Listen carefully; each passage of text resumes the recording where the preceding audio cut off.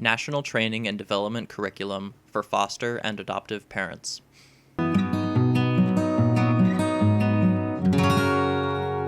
Effective communication with children and teens. Heather T. Forbes, LCSW, Developmental Trauma Therapist. You have to be able to explain to them what it feels like to be mad, what it feels like to be sad. A lot of our kids come out of environments that they know one emotion, and that's about anger. You ask them, well, how you feeling, Billy? I'm mad. And you look at Billy, he's got tears coming down. He doesn't understand that he's sad. Some of the environments are so chaotic that they come out of that they never learn the basic communication skills to say how they feel. Need to identify basic feelings. These are things that we teach our 5-year-olds. These are things that our young kids start learning early on. Well, a lot of our teens never had the opportunity to do that, and they've been in environments where everyone is just angry. So you have to have a repertoire of good communication skills at the emotional level to help to teach them. And so that means that you have to be able to say how you feel. Children learn by modeling. And so you might come home from work and you're just upset and you're frustrated, maybe tired, and that child's going to say, well, what's wrong? What's wrong? Are you mad at me? They're automatically going to think that you are mad at them. So you have to step back and go, no. You know what? I'm so frustrated. I'm sad. This is what happened. Do some self-disclosure that's appropriate, but help them understand that you are working through your own emotions and you're identifying your emotions in order to get yourself back to a place of regulation, because that's ultimately what we need them to do. Instead of them acting out, we need them to learn to say, hey, Dad, Mom, I'm mad at you, or I'm mad at my friend, versus just coming in and kicking the closet and kicking the dog. And so when we can be able to develop a strong sense of emotional communication as a culture in our families, then our kids can be able to pick up on that. It will take some practice for them to be able to do that. It takes a little vulnerability to be able to do that. But I think having that sort of culture in your family of communication at the emotional level. And again, as a general society, we live in a world where we don't do that. We are intellectual. We've intellectualized everything, and we haven't learned to step back and just to really say how we feel at the heart level rather than the thinking level. And so we have to sort of retrain ourselves how to be communicative at the emotional level too. When we talk about communication skills with teens, it's very important to understand that it's a reciprocal process. Many parents will say, well, I told Billy to do this and I told him to do that.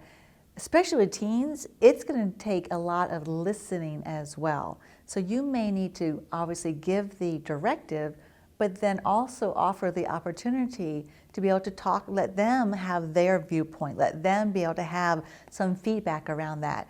Let children have their viewpoint. And they might say, well, that's not fair. You can't go into a complete directive to say, well, that's the way it is, I'm the parent, I'm in charge, you have to do that. You have to just sit and listen. Communication means the art of listening as well. And if they need to have a time to say that it's not fair, you just listen and say, well, that's hard, isn't it? And you just validate. You say, it's hard to have a parent in charge of you. You know, you're 17 years old. Here I am stepping in the last minute of your life here and telling you what to do. That's really hard, isn't it? And so the communication isn't just about the directive or the chore of the house. It's also allowing maybe a good 10, 15 minutes of some discussion around that.